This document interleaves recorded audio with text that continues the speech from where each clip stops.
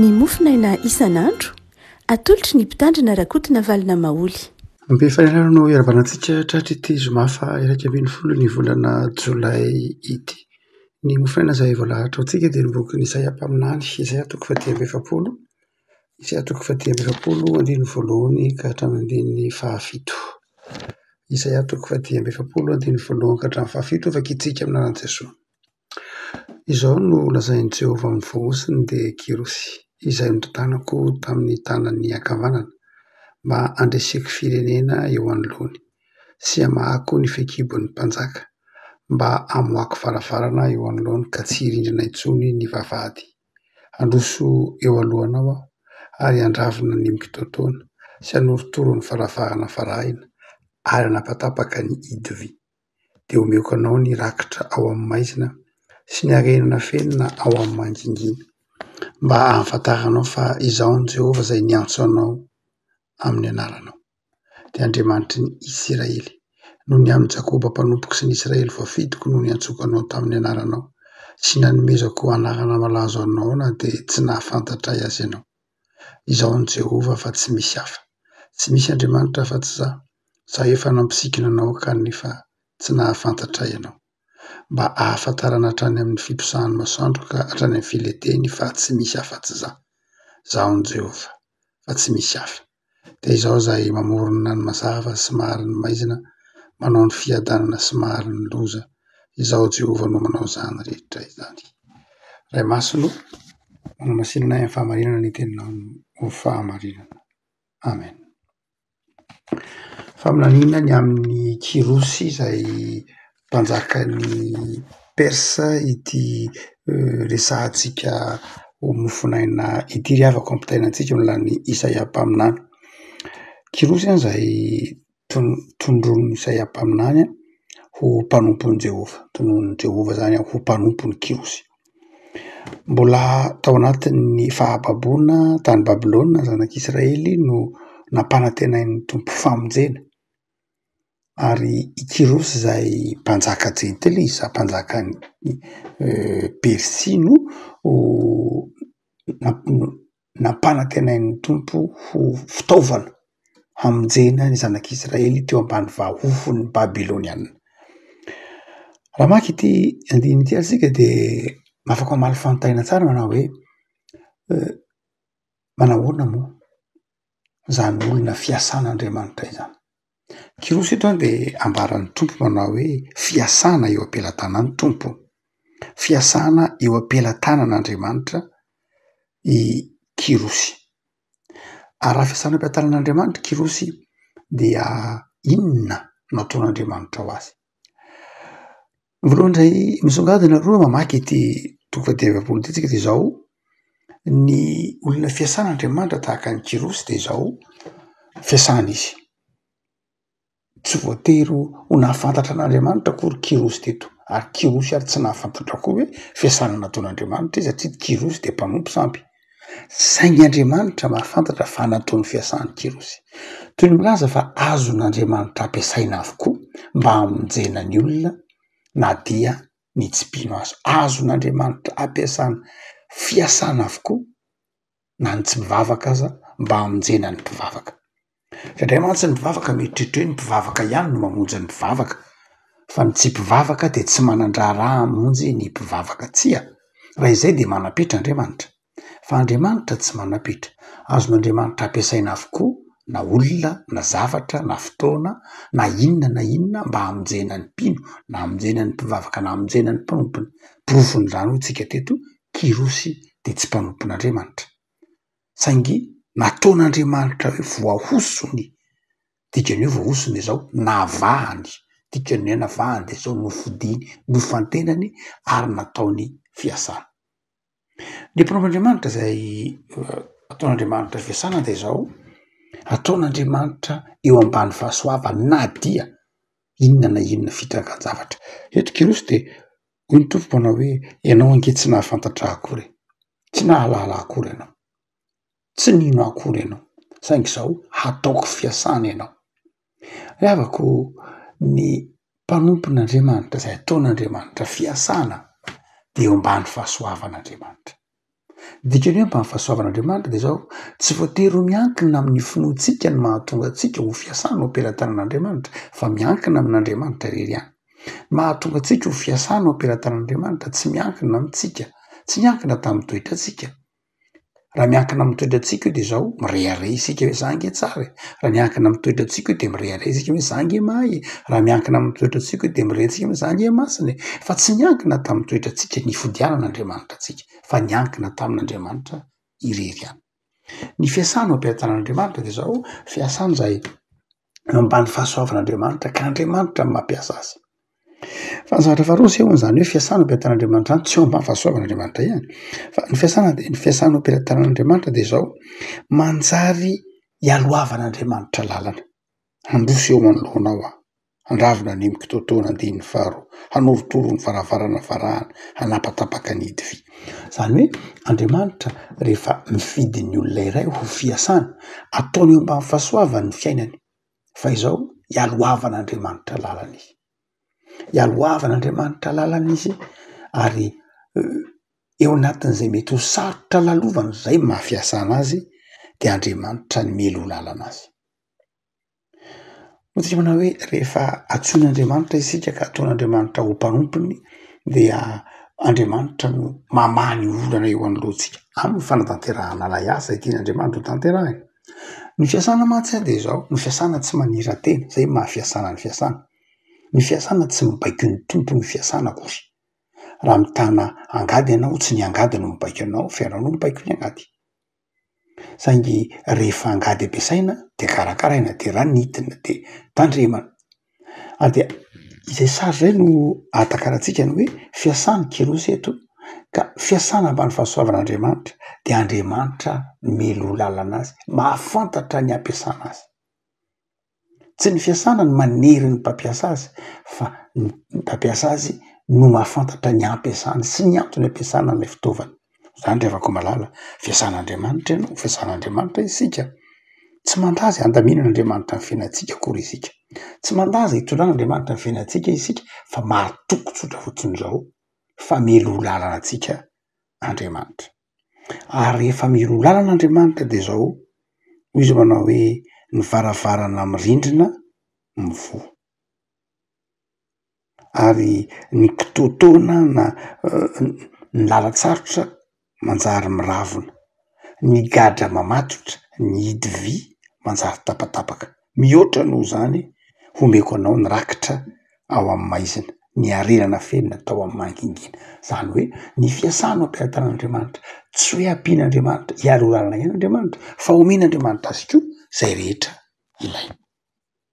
Mety izy revako malala ho fiasana operan-tanan'Andriamanitra. Raha tsy efa fiasana operan-tanan'Andriamanitra sahady isika satria kristianina, satria mpino, satria ambany fahasoavan'Andriamanitra. Fa ny lesona manaraka sehoan'ny Isaia mpaminany amintsika eto revako malala. Zany fiasana eo operan-tanan'Andriamanitra izany revako malala dia izao. Ataon'Andriamanitra mampahafantatra ny anarany amin'ny toerana rehetra. Tsy ny anaran'ilay fiasana akory ny zava-dehibe fa ny anaran'ilay mampiasa an'ilay fiasana dia Andriamanitra. Izy manao hoe mba hafantaranao fa za Jehova izay niantso ny anaranao. Dia amin'ny andininy fahaenina mba hafantarana tany amin'ny fimposahan'ny masoandro ka hatrany amin'ny filetehany fa tsy misy afa-tsy za. Zany hoe raha fiasana operan-tanan'Andriamanitra isika, raha tsy efa zany rahateo, dia izao tsy ny anarantsika ny zava-dehibe. Tsy isika ny zava-dehibe fa ny anaran'Andriamanitra. Tsy ny voninahitrintsika ny zava-dehibe fa ny voninahitr'Andriamanitra. Raha ohatra ka misy mpanao hosodoko malaza asa ataovy hoe Van Gogh na ataovy hoe Picasso manao hosodoko, tsy ilay penina nampiasainy i Picasso akory no nalaza, tsy ilay penina nampiasainy Van Gogh akory no nalaza fa i Van Gogh izay nanao ny sary.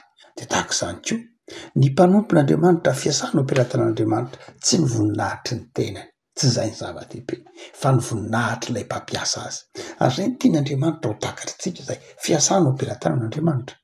Manaiky hanandratra ny voninahitr'Andriamanitra, manaiky hampahafantatra ny fitiavan'Andriamanitra amin'ny olona rehetra. Isika mpanompon'Andriamanitra, isika fiasana operan-tanan'Andriamanitra dia izao manaiky ampahafantatra ny fahatsaran'Andriamanitra tsy isika ny zava-dehibe isika tahin'Andriamanitra mazava ho azy io andininy io mba ny fahasoavana isika velomin'Andriamanitra mazava ho azy io teneny io miokonareo ny arenana fenina isika arovan'Andriamanitra mazava ho azy io teneny io na hoe hotapahiko ny kadavy sy ny sisa rehetra fa izao tsy zany rehetra zany tsy ho voninahitra tsika fa ho voninahitr'Andriamanitra mampatsiaro ny tenin'ny salamana hoe am'izay rehetra vit'Andriamanitra azy izay nomena voninahitra fa ny anaranao ihany zay lafy-javatra lehibe zay asehon'Isaia ampaminany hoe ny fiasan'ny operan-tanan'Andriamanitra de mikendry ny voninahitr'Andriamanitra mikendry ny fampahafatahana ny fahatsaranaandriamanitra fa ny farany indrindra zay asehony zany hoe fiasan'ny operan-tanan'Andriamanitra tahaka ny Jirosy dia mazava tsara ny andininy fahaenina andininy fahaefatra tapany faramanao hoe nanomezako anarana ny antsokanao tamin'ny anaranao sy nanomezako anarana malaza anao na de tsy nahafantatra aizanao zany hoe milaza inona indray io milaza fiovam-piainana ny anarana de midika rehefa miova anarana ny olona de zao lasa miova fiainana izy tsarotsika tsara Saoly lasa Paoly Abrahama lasa Abrahama Simona Petera lasa Simona lasa Petera zany hoe ny fiovana anarana de manjary lasa fiovana toetra na inona de zao ny olona ataon'Andriamanitra fiasana de zao miovako ny toetrany tsy hoe nisy olona nataon'Andriamanitra fiasana de tsy miova ny toetrany aza moa zany dia tsy mbola nisy olona nijoro vavolombelona amina za talohan'ny itson'Andriamanitra de zao za le olona de tena mamilava pisotro toka mihitsy talohan'ny itson'Andriamanitra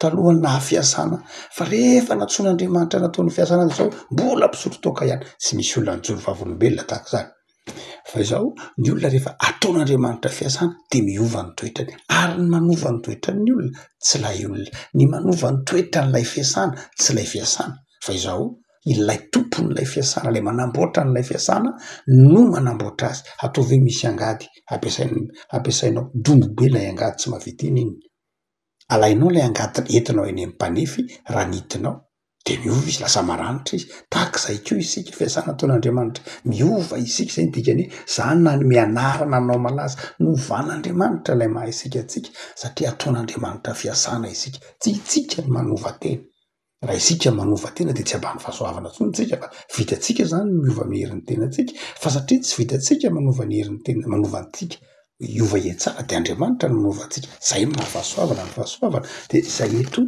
ny fiasana ampiasain'Andriamanitra de zao ovan'Andriamanitra ny toetrany ovan'Andriamanitra ny fomba fiainana zay mahatonga ny Paoly miteny manao hoe za ange lasa mahay zavatra rehetra amin'ny alalan'ilay dia hoe mahay zavatra rehetra de zao tsy lay mahay savoara loatra tsy zay loatra iny hoe lasa manam-pahalalana be tsy zay ny dikany hoe mahay zavatra rehetra fa afaka miaina amin'ny zavatra rehetra afaka manamboatra ny fiainana ifanaraka amin'ny zavatra rehetra afaka mahay ny zavatra rehetra zany afaka teneny eo ambany hoe zany afaka mahazaka fantrana afaka mahazaka fahasoavana fa betsaka ny olona tsy mahazaka fahasoavana fa lasa mirehareha lasa mihebohebo lasa tsy miraharaha ny hafa lasa tsy mivavaka lasa manadino an'Andriamanitra tampotapoam-pahasoavana zay mahatonga ny Paoly zany mahay ny zavatra rehetra zany zakako lay fahasoavana omen'Andriamanitra misy zay tsy mahazaka fahoriana rehefa tonga ny zavatsarotra ny fanompoana de miala mivadika fa ny hoe mahay ny zavatra rehetra de zao mahazaka ny zavatra rehetra zany hoe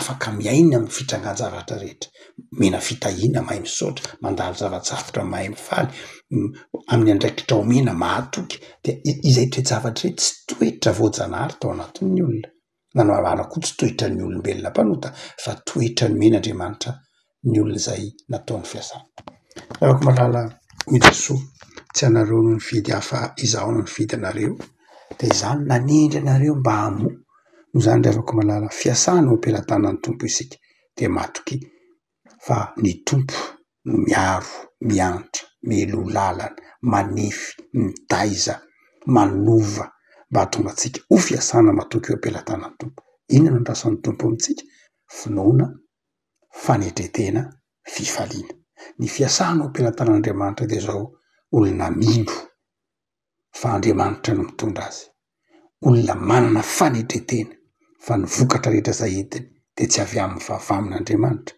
ary olona fifaliana manam-pifaliana satria miaraka amin'ny Andriamanitra. La i Jesosy Kristy amizay tompon'ny fiatsonany ampahery sy hitantana anao, ampifaly anao lalandava ary ampandresy anao. Mivavaka tsika. Tompo am'soranao zay aloha ny amin'ny ity faminaniana zay nampitondray anao any Isaia-paminany ho anay, mpanomponao ho an'ny fiangonanao, ho an'ny mpino, ho an'ny isam-batan'olona. Fa fiasana ho am-pelantananao izahay. Fiasana de tefenao. Fiasana ianao no miroa lalana. Fiasana zay eo ambany fahasoavanao ka tsy nihirinay natanjaky no ahafantaranay anao. Na ny fahazavan-tsaina ty anatinay no ahafantaranay mahafantatra anao fa ianao Andriamanitra nefa nifidy anay. Tompo de misaotra anao zahay fa mamery sy tanjaka anay anao ary mamelona ny fanantenana ty anatinay. De miarova anay Tompo. Manjakà tomponay. Ary aoka hitoetra betsaka ato anatinay ny finoana, ny fanetretena. Vavaka izay Tompo. Ho an'ireo mpianatra zay ao anatin'ny fialan-tsasatra misaotra noho ny amin'ireo zay nomenao fahafahampanadinana. Ao reo misy tsy afaka noho ny antony maro samihafa mipaherezo. Ao reo mbola vao hiatrika fanadinana. Be fahazavan-tsaina sy fifaliana. Ilamina tsaka ny andavana ny fetrena reny fanadinana sy ny fandaminana maro samihafa ao anatin'ny fanadinana reny. Vavakizay ho an'ny ray aman-dreny. Manam-pirenao ny ray aman-dreny amin'ny asa fivelomana amin'ny fanolokoloana ny taranany ary ireo zay mpianatra efa miala sasatra dia omeo fialan-tsasatra mamy, vakansy sa feno fifaliana amin'ity fialan-tsasatra ity. Mana zavatra betsaka irena sy angatahana aminao zay. Kanefa fantatray fa na dia tsy fotoana mivavaka iha zany satria fiasanao zahay satria fitaovana eo am-pelantananao de beteza Tompo. Amaliny sy ny fonay ary ianao hanome zay rehetra ilainay sy mahasambatra anay. Amin'ny anaranao Jesoa. Amen.